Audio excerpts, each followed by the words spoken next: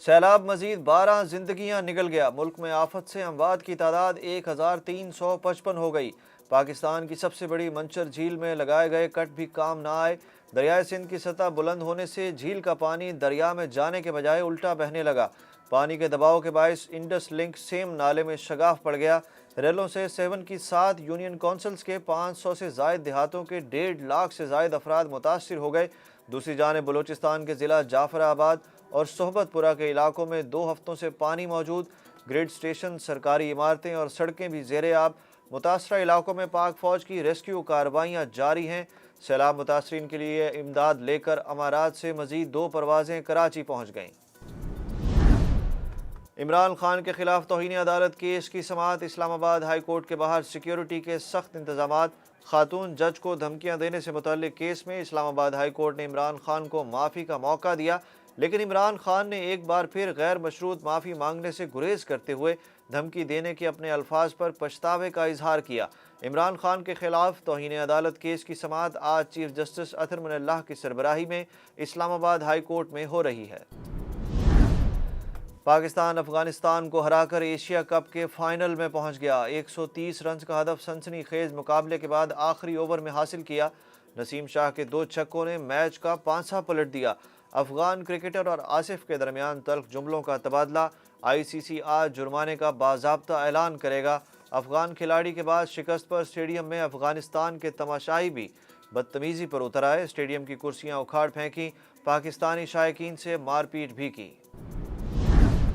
Army chief general Qamar Javed Bajwa سے سعودی وزارت دفاع کے ٹرانسمیشن مینجمنٹ آفس کے سی ای او ڈاکٹر سمیر بن عبدالعزیز نے جی ایچ کیو میں ملاقات کی۔ ملاقات میں علاقائی امن و استحکام اور سیکیورٹی تعاون پر بات چیت ہوئی۔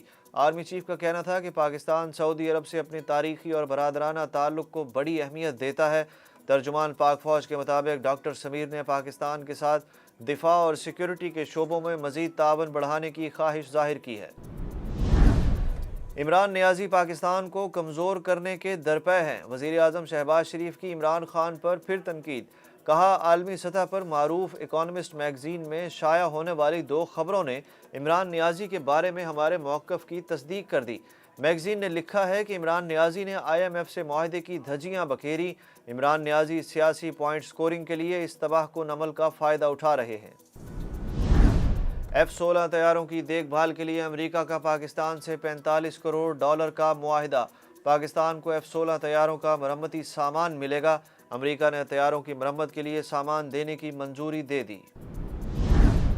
توہین الیکشن کمیشن کے الزام میں عمران خان کو ایک اور مہلت مل گئی۔ الیکشن کمیشن نے جواب جمع کرانے کے لیے 12 ستمبر کی ڈیڈ لائن دے دی۔ اسد عمر اور فواد چودھری سے بھی 12 ستمبر کو جواب اور دلائل طلب کر لیے۔ P T I election commission سے جواب جمع کرانے کے لیے 2 بار مہلت مانگ چکی۔ مریم نواز کی پاسپورٹ کی واپسی درخواست 2 رکنی بینچ کے جسٹس انوار الحق پنو نے بھی مریم نواز کا کیس سننے سے معذرت کر لی۔ مریم نواز کی درخواست chief justice Lahore high court کو بھجوا دی گئی۔ لانگ مارچ توڑ پھوڑ کیس میں عمران خان کو عبوری ضمانت میں پھر توسیع مل گئی۔ اسلام آباد کی مقامی عدالت نے عمران خان کی حاضری سے استثناء کی درخواست منظور کر دی۔ استعفیٰ بھیجا نہ نام لکھا، کراچی سے تحریک انصاف کے مستعفی رکن قومی اسمبلی شکور شاد نے اپنے ہی استعفے کی منظوری کو اسلام آباد ہائی کورٹ میں چیلنج کر دیا۔ کراچی کے حلقہ این 246 سے پی ٹی آئی کے ٹکٹ پر ایم این اے بننے والے شکور شاد نے اسلام آباد ہائی کورٹ میں دائر درخواست میں کہا کہ عمران خان سے اظہار یکجہتی اور سیاسی مقاصد کے لیے دستخط کیے۔ پی ٹی آئی نے بتایا یہ استعفے پارٹی ڈسپلن کو برقرار رکھنے کے لیے ہیں۔ پنجاب میں ضمنی انتخابات کے لیے الیکشن کمیشن نے پولیس اور رینجرز طلب کر لی۔ ملتان، شیخوپورہ اور بہاول نگر میں ضمنی الیکشن 11 ستمبر کو ہوں گے۔ الیکشن کمیشن پنجاب کی جانب سے صوبائی محکمہ داخلہ کو مراسلہ تحریر کر دیا گیا۔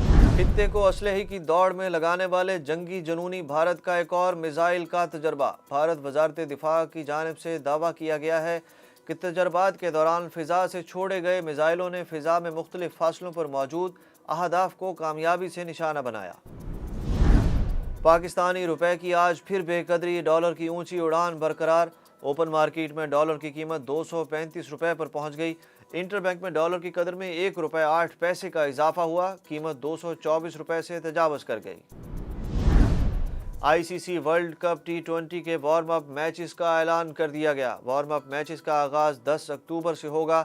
پہلا میچ ویسٹ انڈیز اور متحدہ عرب امارات کے درمیان کھیلا جائے گا۔ پاکستان اپنا پہلا میچ بھارت کے خلاف 23 اکتوبر کو میلبرن میں کھیلے گا۔